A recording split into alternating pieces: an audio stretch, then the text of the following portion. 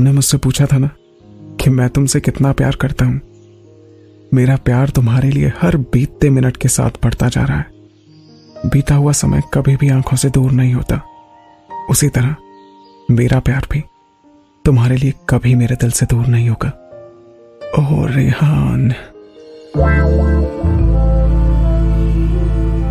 Mumbai Shalimar hotel room number 1109 के कमरे में शरीर को गर्माहट महसूस कराने वाली रोशनी थी और एयर फ्रेशनर की खुशबू फैली हुई थी।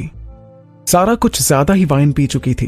वो जमीन पर ऐसे लेटी हुई थी जैसे कि कोई अपनी कीमती चीज को ठुकरा कर चला गया हो। नशे की वजह से अपनी धुंधली आंखों से वो एक आदमी और एक औरत को किस करते हुए देख पा रही थी।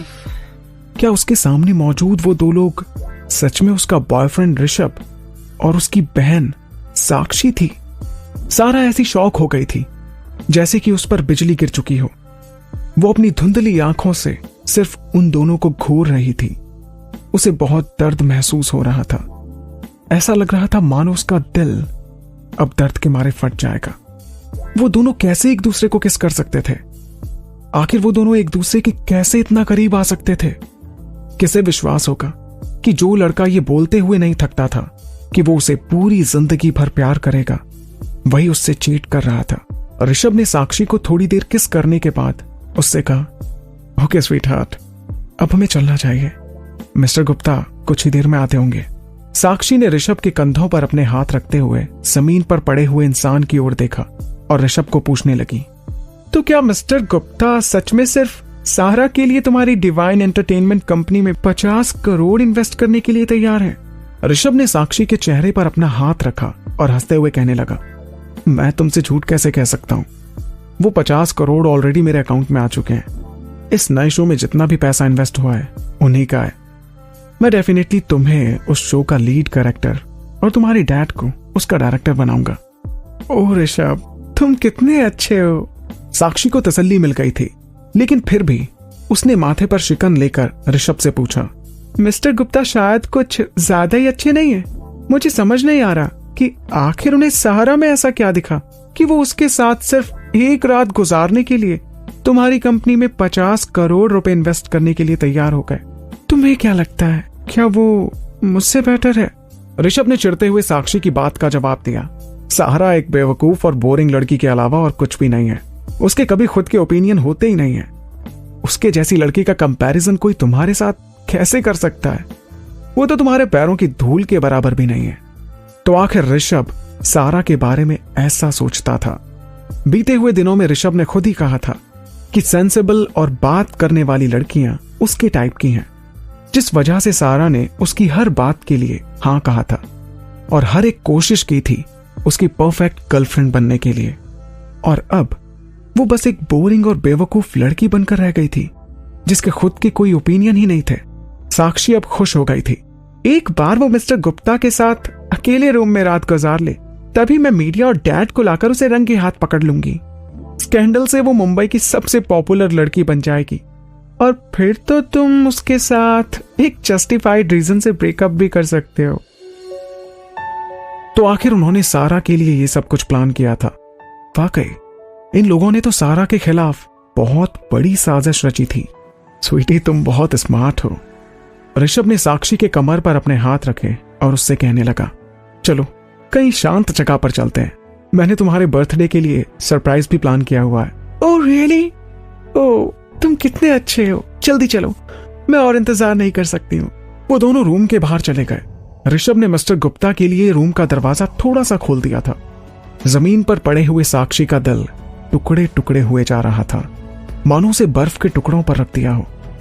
ऐसा लग रहा था जैसे कि कोई तेज धार वाले चाकू से उसके दिल के टुकड़े टुकड़े कर रहा था, एक के बाद एक। उसके सीने में इतना दर्द हो रहा था कि वो सांस भी नहीं ले पा रही थी। अगर सारा खुद अपनी आंखों से नहीं देखती और अपने कानों से नहीं सुनती तो वो कभी इस बात पर विश्वास नहीं कर पाती कि ऋषभ और साक्षी उसे एक घटिया बिजनेसमैन मिस्टर गुप्ता को 50 करोड़ के लिए बेच देंगे। ऋषभ सारा का बॉयफ्रेंड था जो बचपन से उसके साथ बड़ा हुआ था। वो सालों से उसे जानती थी और उसे पसंद भी करती थी। उसने अपनी मां के गुजर जाने के बाद उसके पास रखा सारा पैसा ऋषभ को दे दिया था उसकी खुद की कंपनी स्टार्ट करने के लिए, जिसका नाम उसने डिवाइन एंटरटेनमेंट रखा था। उसने पहले सारा से कहा था कि एक बार उसका बिजनेस आगे बढ़ जाए तो वो उससे शादी करेगा और उसे एक स्टेबल और खुशहाल जिंदगी देगा। लेकिन वो सब एक झूठ था। साक्षी सारा भले ही सगी बहनें नहीं थी, लेकिन सारा ने उसे सालों से अपनी सगी बहन से ज्यादा प्यार किया था। तो क्या साक्षी ने आज तक उसे सिर्फ धोखा ही दिया? क्या सारा उसकी नजरों में कुछ भी मायने नहीं रखती थी? ये दो इंसान सारा की जिंदगी में बहुत अहमियत रखते थे, लेकिन इन्हीं दो इंसानों ने उसे साथ मिलकर धोखा दिया और उसे बेच दिया। और एक तरफ महेश था। क्या वो उसका पिता कहलाने के लायक भी था? कौन सा पिता अपनी खुद की बेटी को ही बेच देगा? शब्दों में बयान नहीं किया जा सकता कि सारा को कितना दर्द महसूस हो रहा था। ये लोग अपने मतलब के लिए कुछ भी कर सकते थे। इनका असली चेहरा घिनौना और बहुत गंदा था। किसी ने सच कहा है कि अपनों का दिया हुआ धोखा ही सबसे ज्यादा दर्द देता है।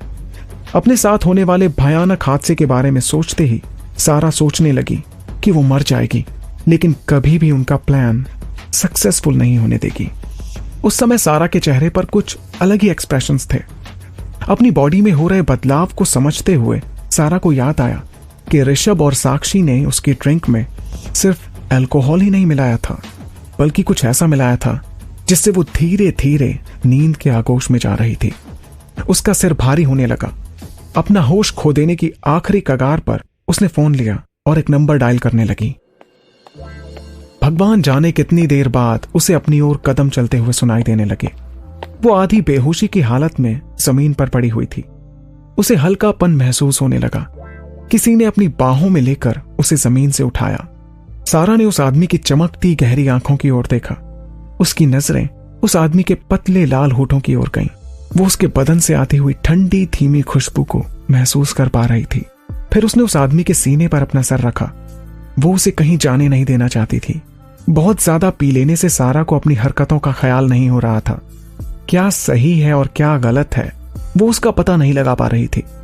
वो आगे बढ़ी और उसने उस आदमी के पतले लाल होठों पर किस कर दिया। वो उसे गले लगा बैठी। उस किस का कोई ज्यादा खास मतलब तो नहीं था, लेकिन उसने उस आदमी के अंदर की हैवानियत को जगा दिया था। उस आदमी ने सारा को बेड पर बिठाया। उस आदमी की ओर देखकर ऐसा लग रहा था मानो किसी जानवर को पिंजरे से खुला छोड़ दिया हो। वो बहुत ताकतवर था।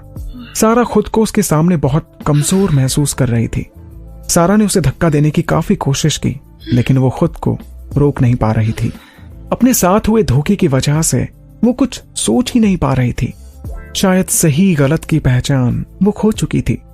अपने साथ हो रहे इतने बड़े गुनाह को भी वो समझ नहीं पा रही थी। आखिर वो आदमी कौन था? कल क्या होगा? आखिर किस तरीके का जुल्म उसका इंतजार कर रहा था? सारा कुछ भी सोच नहीं पा रही थी। उसे सिर्फ इतना पता था कि आज के बाद उसकी जिंदगी पूरी तरह से बदल जाएगी। नजरों का ये तेरा जादू मुझे दीवाना करता है। देख के तुझे ओ जाने जाना दिल ही धक धक करता है। ट्रूली डीपली मैं दिल्ली तेरा दीवाना